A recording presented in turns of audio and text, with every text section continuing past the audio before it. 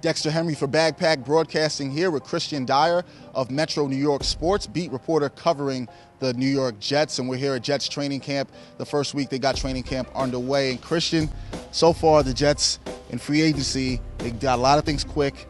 They re-signed Santonio Holmes, they brought back Antonio Cromartie, and then brought in Plaxico Burress. What did you think of all of those moves? Well, I think the most interesting thing is the Jets have kept a lot of their core in place. I think we were all expecting that there was going to be a lot of flashy moves, a lot of big names, Nnamdi Asomugha coming in, maybe an Asante Samuels, a Randy Moss, Chad Ochocinco's name was thrown around, all those guys.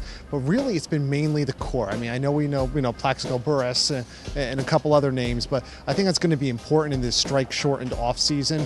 You're not going to have to acclimate a lot of players, particularly to a certain scheme. The 3-4 scheme is still not the preferred scheme on the defensive side of the ball, and the offense isn't making too many tweaks. So I think that the more familiarity they have with the system and with the concepts in place, it's going to benefit them in the short term, certainly.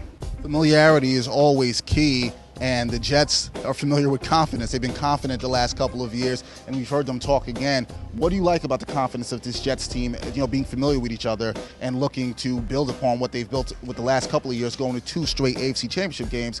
What do you think about their confidence going into this season? Well, the confidence begins with 2 words, Rex Ryan. I think everything else just kind of goes downhill from there. Rex certainly feeds off the energy of his players, and his players definitely feed off the energy of Rex.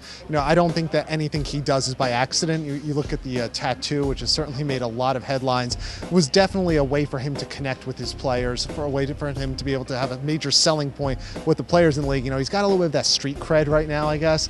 And I think that's a big selling point for the Jets, is the fact that they can point to Rex. Rex always believes in them. I also think that, when he makes some of these comments, in particular with the Super Bowl, that this is going to be a team that's going to make the Super Bowl,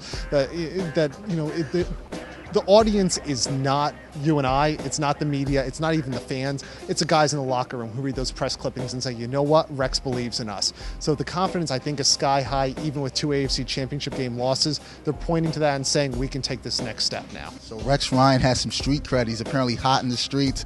And that brings me to a question that a lot of Jet fans in the streets have been asking me is, how are the rookies playing? A lot of people want to know what the rookies are doing in training camp. A lot of eyes are on them during the training camp session. So what have you thought of the play of the Jets' 2 top draft picks this offseason? Well, the player that certainly sticks out to me is Muhammad Wilkerson. First-round pick, the 30th overall player taken out of Temple, the highest player, to my knowledge, ever taken out of Temple University. He can play nose tackle. He can also play defensive end. I think he's going to be a very good player, very long arms.